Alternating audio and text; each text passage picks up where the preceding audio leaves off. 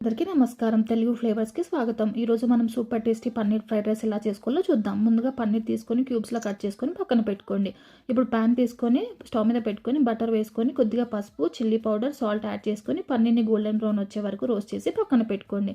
ఇప్పుడు 1 cup of basmati రైస్‌ని తీసుకొని కొద్దిగా ఆయిల్ పోసుకొని కుక్ చేసుకోండి. వాటర్ కూడా కొద్దిగా తక్కువ యాడ్ చేసుకోండి. రైస్ కుక్ అయ్యాక బేసిన్‌లోకి తీసుకొని మంచిగా కూల్ చేసుకోండి. ఇప్పుడు కావాల్సిన వెజిటబుల్స్ అన్ని ఇలా కట్ చేసి పక్కన పెట్టుకొని బటానీ అండ్ స్వీట్ కార్న్ మాత్రం బాయిల్ చేసుకోవాలి. ఇప్పుడు స్టవ్ మీద కడాయి పెట్టుకొని కొద్దిగా ఆయిల్ పోసుకొని కట్ చేసి పెట్టుకున్న గార్లిక్, చిల్లీ అండ్ ఆనియన్ వేసి ఒక 1 మినిట్ పాటు మంచిగా కలుపుకోవాలి.